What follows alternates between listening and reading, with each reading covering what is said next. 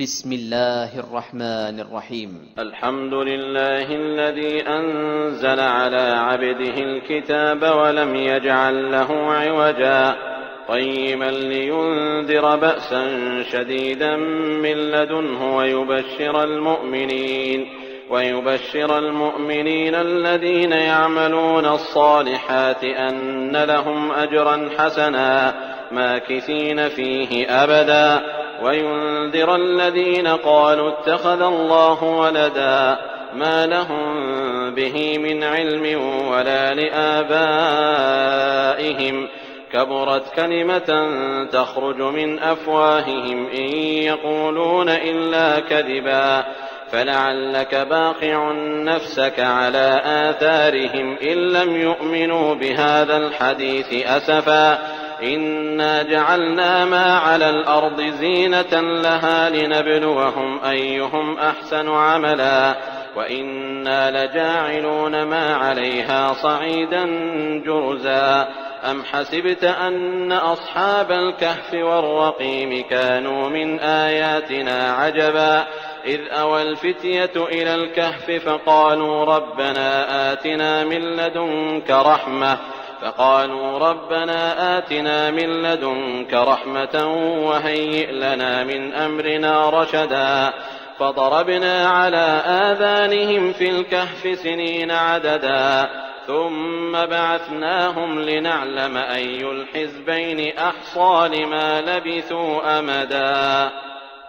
نحن نقص عليك نبأهم بالحق إنهم فتية آمنوا بربهم وزدناهم هدى وربطنا على قلوبهم إذ قاموا فقالوا ربنا رب السماوات والأرض لن ندعو من دونه إلها لقد قلنا إذا شططا هؤلاء قومنا اتخذوا من دونه آلهة لولا يأتون عليهم بسلطان بين فمن أظلم ممن افترى على الله كذبا وإذ اعتزلتموهم وما يعبدون إلا الله فأووا إلى الكهف ينشر لكم ربكم من رحمته ويهيئ لكم من أمركم مرفقا وترى الشمس إذا طلعت تزاور عن كهفهم ذات اليمين وإذا غربت تقرضهم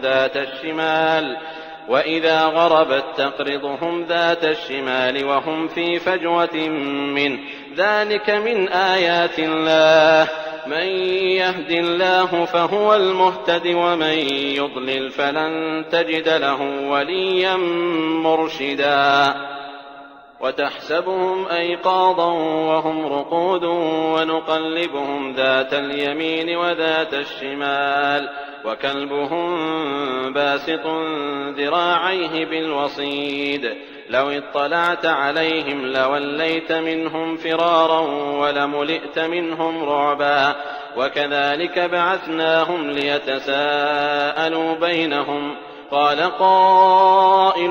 منهم كم لبثتم قالوا لبثنا يوما أو بعض يوم قالوا ربكم أعلم بما لبثتم فابعثوا أحدكم بورقكم هذه إلى المدينة فلينظر أيها أزكى طعاما فليأتكم برزق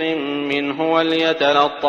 وليتلطف ولا يشعرن بكم أحدا إنهم إن يظهروا عليكم يرجموكم أو يعيدوكم في ملتهم ولن تفلحوا إذن أبدا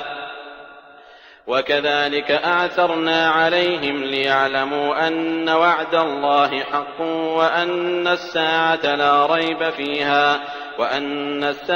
لا ريب فيها إذ يتنازعون بينهم أمرهم فقالوا بنوا عليهم بنيانا ربهم أعلم بهم قال الذين غلبوا على أمرهم لنتخذن عليهم مسجدا سيقولون 3 رابعهم كلبهم ويقولون 5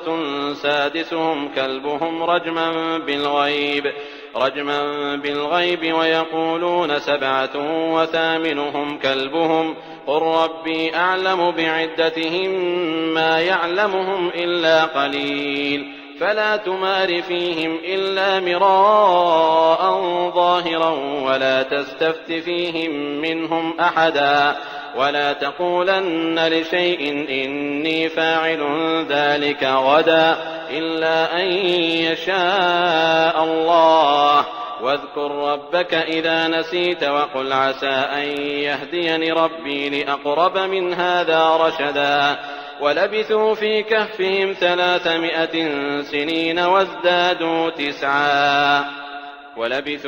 كهفهم 300 سنين وازدادوا تسعا قل الله أعلم بما لبثوا له غيب السماوات والأرض أبصر به وأسمع ما لهم من دونه من ولي ولا يشرك في حكمه أحدا واتل ما أوحي إليك من كتاب ربك لا مبدل لكلماته ولن تجد من دونه ملتحدا واصبر نفسك مع الذين يدعون ربهم بالغداة والعشي يريدون وجهه ولا تعد عيناك عنهم تريد زينة الحياة الدنيا ولا تطع من أغفلنا قلبه عن ذكرنا واتبع هواه وكان أمره فرطا وقل الحق من ربكم فمن شاء فليؤمن ومن شاء فليكفر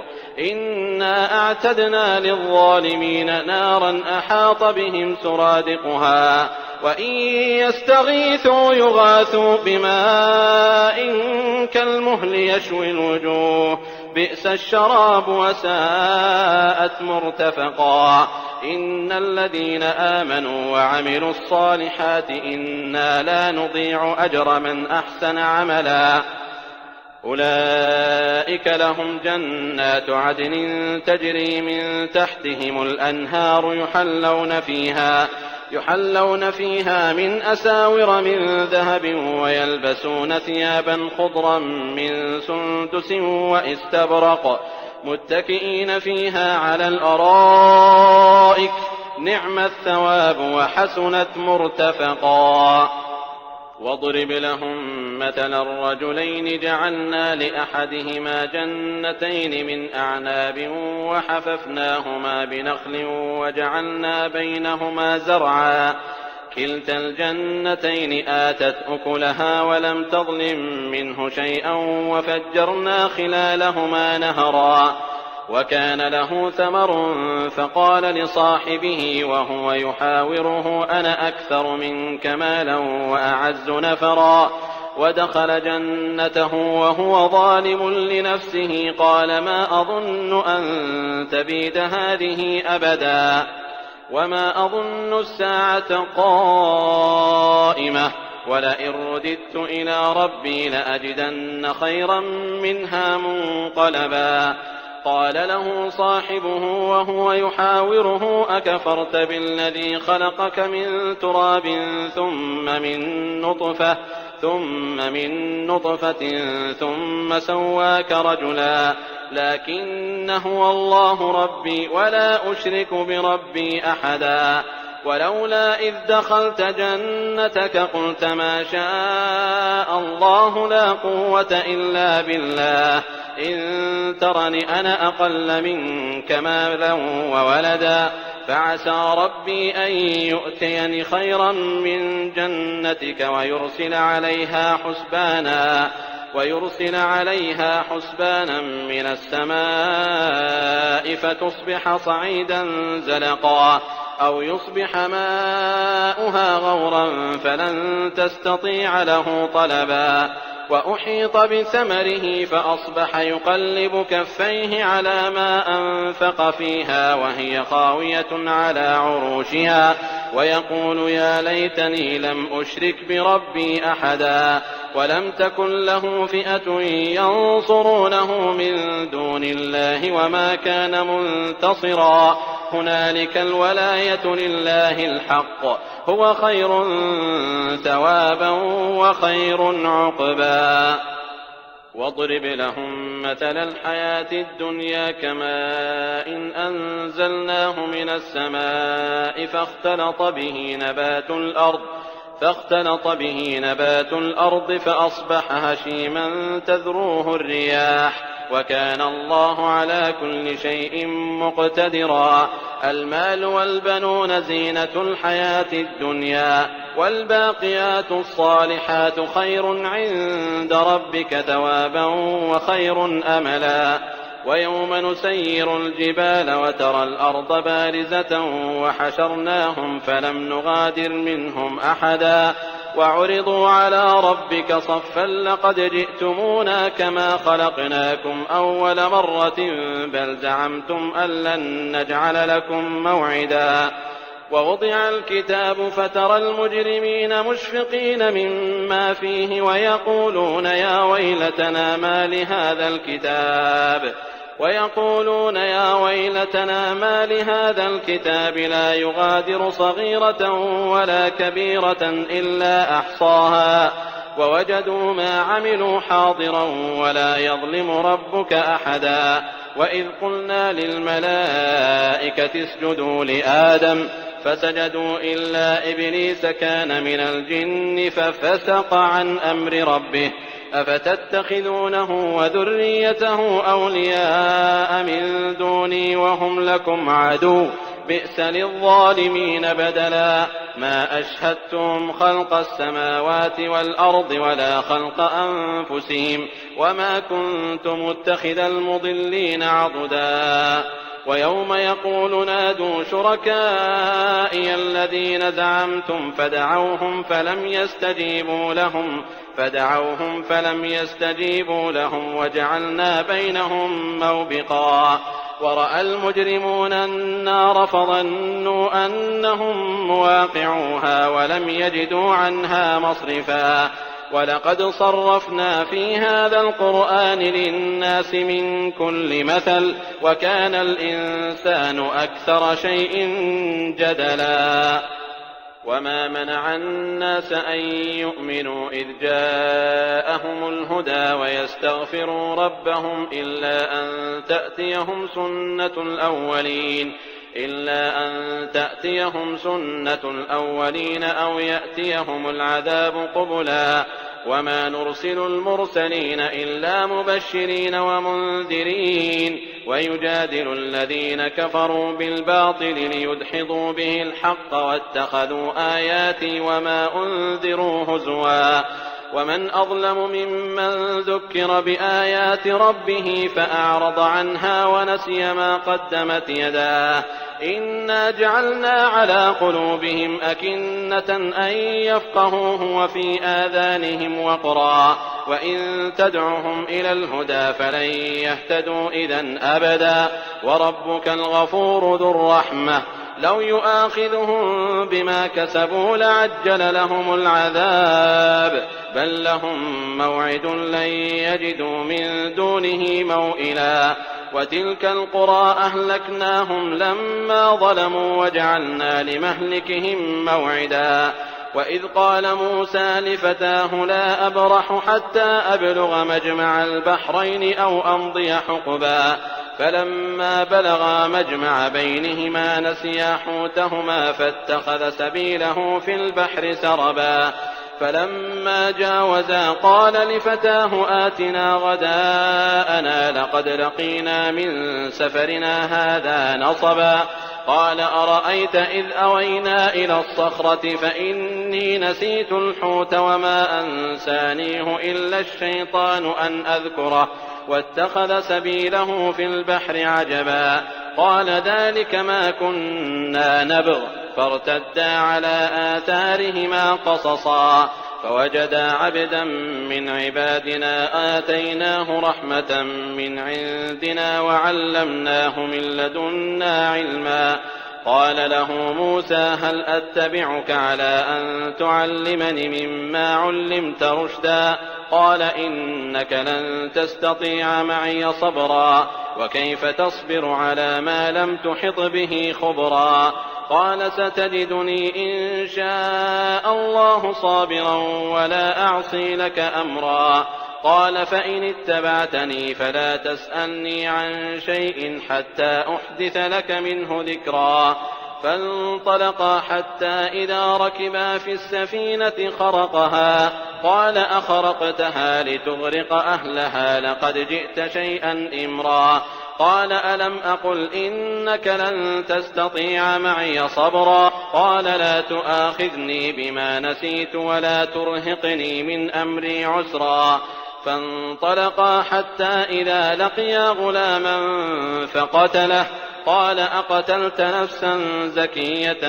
بغير نفس لقد جئت شيئا نكرا قال ألم أقل لك إنك لن تستطيع معي صبرا قال إن سألتك عن شيء بعدها فلا تصاحبني قد بلغت من لدني عذرا فانطلقا حتى إذا أتيا أهل قرية استطعما أهلها فأبوا أن يضيفوهما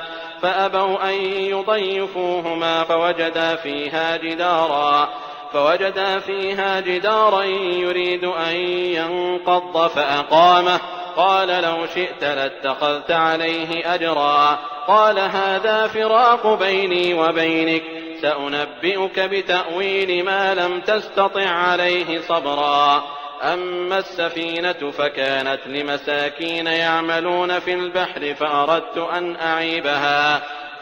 أن أعيبها وكان وراءهم ملك يأخذ كل سفينة غصبا وأما الغلام فكان أبواه مؤمنين فخشينا أن يرهقهما طغيانا وكفرا